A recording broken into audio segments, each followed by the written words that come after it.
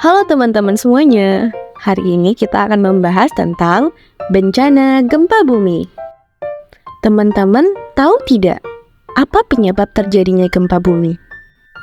Benar sekali, gempa bumi dapat terjadi akibat pergerakan lempeng. Seperti yang kita tahu bahwa bumi terdiri dari 4 lempeng utama, yaitu pertama, inti dalam. Kedua, inti luar. Ketiga, mantel. Dan keempat, kerak bumi. Ini dia beberapa faktor yang mempengaruhi gempa bumi. Pertama, kedalaman gempa bumi. Kedua, kondisi geologis. Ketiga, jalur seismik. Keempat, jalur tanah. Kelima, kejenuhan air tanah. Keenam, kualitas konstruksi bangunan. Dan ketujuh, kesiapsiagaan masyarakat terhadap gempa bumi. Teman-teman tahu tidak bahaya dari gempa bumi? Bahaya gempa bumi dapat dilihat dengan metode Probabilistic Seismic Hazard Analysis atau yang disingkat dengan PSHA. Teman-teman tahu tidak? Probabilistic Seismic Hazard Analysis dapat dilakukan dengan beberapa tahap, yaitu 1. Dapat mengidentifikasi karakteristik sumber gempa. 2. Menghitung parameter seismik untuk setiap sumber gempa. 3. Menghitung probabilitas magnitude. Analisis bahaya gempa bumi. 1. Topografi. 2. Intensitas guncangan di permukaan bumi. Teman-teman tahu tidak? Dalam catatan sejarah, sejak tahun 1907 sampai 2020, Kabupaten Simalungun telah mengalami gempa bumi dengan magnitudes yang besar. 1. Pada tanggal 4 Januari 1907 dengan kekuatan 7,6 magnitude. Kejadian tersebut mengakibatkan tsunami dan memakan korban sebanyak 400 masyarakat meninggal dunia. 2. Pada tanggal 2 November tahun 2002 dengan kekuatan 7,2 magnitude.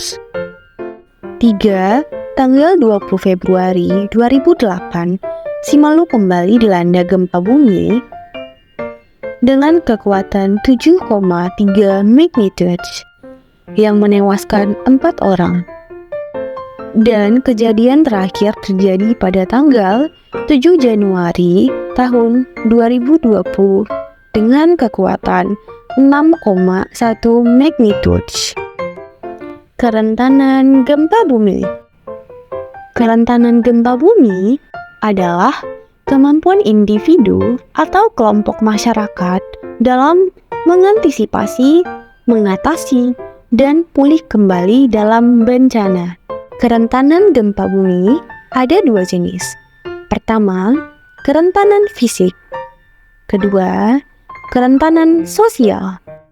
Tingkat kerentanan.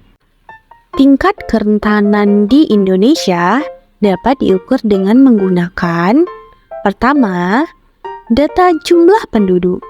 Kedua, jumlah fasilitas publik. Dan ketiga, tutupan lahan. Risiko gempa bumi. Gempa bumi dapat mengakibatkan gangguan pada infrastruktur dan kehidupan manusia. Setelah kita mengetahui bahaya kerentanan dan risiko bencana gempa bumi, hal yang paling penting adalah melakukan upaya pengurangan risiko bencana gempa bumi dengan cara melakukan risk assessment.